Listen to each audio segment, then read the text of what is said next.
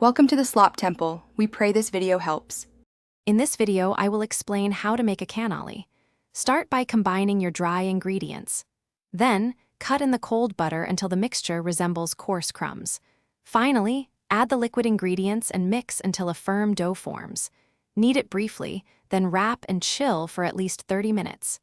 This resting period helps the dough become easier to roll. Next, roll your chilled dough very thin, aiming for about 1/16 of an inch.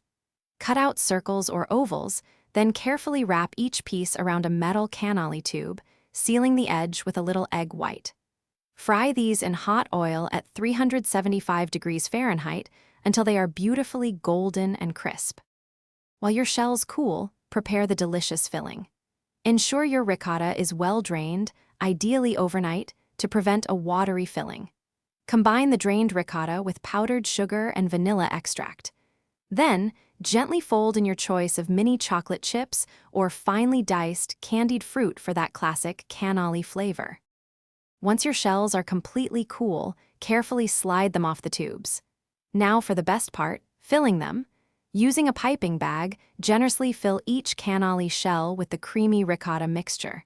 For the perfect presentation and a touch of sweetness, dust them lightly with powdered sugar right before serving. Enjoy your homemade treat. Thanks for watching. Consider subscribing if we helped you.